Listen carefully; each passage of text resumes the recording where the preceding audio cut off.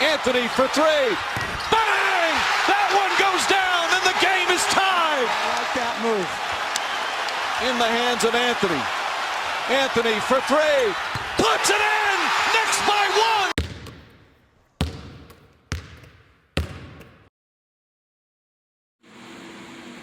Yo, what's good? It's ISO J. And today I'm here to talk about Julius Erving's recent comments on LeBron James. Now, recently, Erving released his all-time NBA teams, and LeBron James was featured on neither. Now, LeBron has spoken nothing but highly of the former Sixers legend, so it makes no sense why this old head would go out of his way to bring him down. It's almost as if every time I turn on the TV, one of the old heads, rather Shaq or Julius Erving, is trying to bring down this new age of talent. What made this more interesting is that his reasoning for keeping LeBron off the list is because he quote unquote was the start of this whole super team thing. Now, stars have been linking up for years. Let's go to Exhibit A, the '69 Los Angeles Lakers. After yet again losing to the Bill Russell-led Boston Celtics in the 1968 finals, the Lakers figured they were one piece away from finally getting over the hump. Now, the weakest link on his team was at the center position. Now, they could have just gotten a competent, everyday starting center for the weakness at the position, but they went and got Wilt Chamberlain, who is arguably the most dominant player of all time, and was the most dominant player of his era, and was the rival of the player who was literally dropping them off year after year in Bill Russell. Now, Chamberlain is a player that many guys have either in their top 10 or right outside their top 10 greatest players of all time. Some people even argue him as the GOAT based on his statistical dominance, but that's a case for another time. With the Wilt Chamberlain acquisition, you're getting one of the premier defenders in league history and probably top 2 at this time. You're getting one of the premier scorers in league history, arguably the best scorer at this time. And when he embraced the team-first approach, he was one of the best playmakers ever from the center position to join that man, Jerry West, and the idol of Julius Erving and Elgin Baylor. The three stars took it upon themselves to get Wilt to Los Angeles. Now, keep in mind, this team was a very consistent finals team. Before going further, I would like to remind you of both the Bird-led Celtics and the Magic-led Showtime Lakers that dominated the 80s. Now, those teams for their era were super teams. Yes, they were super teams, but, they were built organically or whatever, and we don't bash players for having competent GMs that make the most of their talent, but we bash them for taking their career into their own hands and, doing what's best for their career. Which doesn't make sense, but again, that's just how we are for some reason. 70s were more of an era of balanced rosters, especially pre-merger, where the talent pool was at the lowest in league history. Now, there were still there were still a lot of teams that you could consider a super team, especially those Milwaukee Bucks that featured a far from peak, but he was still an all-star, maybe even low superstar caliber, Oscar Robertson, who went along with a young Kareem and one of the premier slashers in the league in Bob Danbridge. They saw their time come and go due to age and injuries, breaking up what could have been a very dominant trio. Now, the most funny thing about Julius Erving's claim is that he himself played on numerous super teams.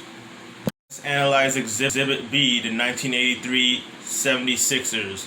Now, after a loss at the hands of the Los Angeles Lakers in 6 games in the 1982 NBA Finals, the Sixers were a very great squad, with a starting lineup of Maurice Cheeks, Andrew Toney, Julius Erving, Bobby Jones, and they had 2 serviceable centers that staggered minutes in Chocolate Thunder and Caldwell Jones. This team was comfortably the second best team in the league, yet they needed more to get over the hump. Now, they already had high-level role players to match their star power and great interior defense, yet they just couldn't match Kareem's value at the center position, and that, all in all, made the Lakers defeat them the year prior, right?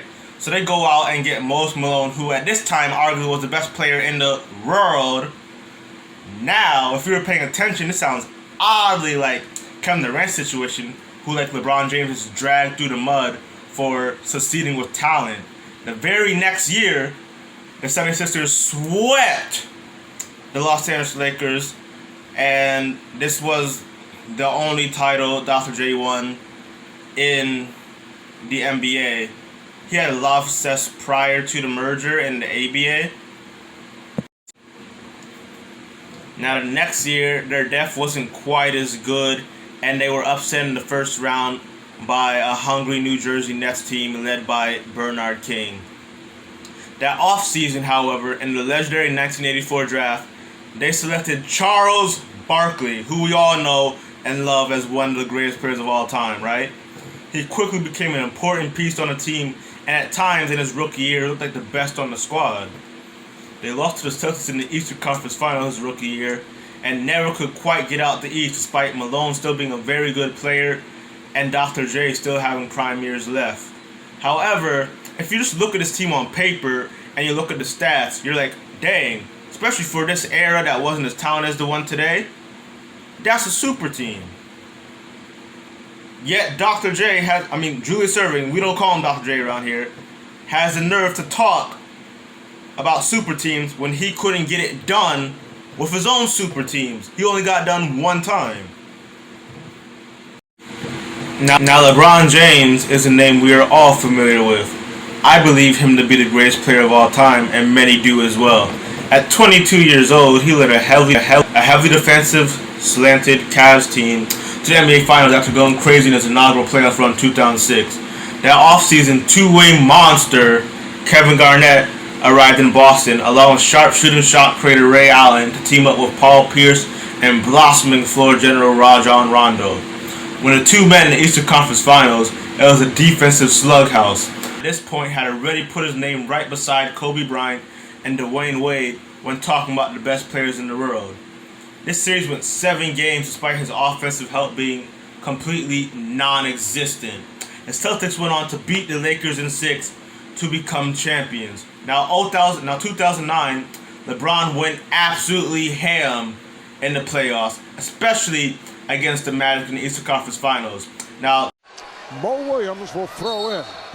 Rashard Lewis playing off the ball. Lewis gets it to LeBron for 3 for the win. Yes! LeBron James at the buzzer as the Cavaliers have pulled it out to tie the series, and what a miraculous shot by James!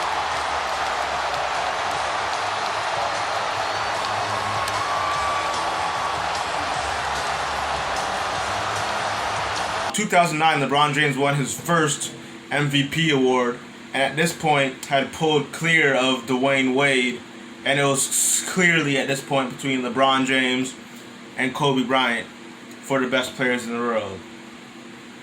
Now Mo Williams was the second best offensive player, and an insane hot streak by the Magic shooters ruined what would have been one of the greatest carry draws of all time. Mediocre completely describes the hand he was dealt his first stint in Cleveland. He linked with some of his best friends in a way better city. Think about it. Who has ever said, I'm going to Cleveland for vacation? Now, how many people go to Miami for vacation? Everybody. If you get playing a better market with better players, who in Sam Hell wouldn't take that opportunity? But LeBron's bashed for it.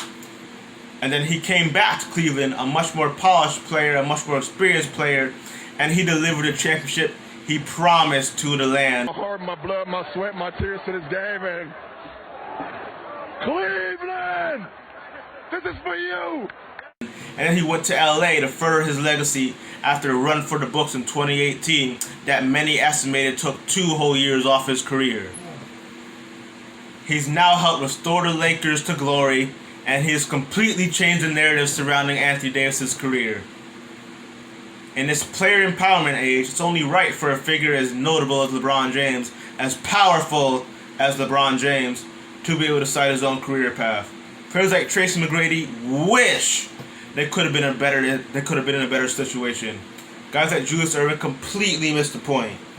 If anything, this is the one era where it's reasonable to have teams as talented as LeBron James has been a part of.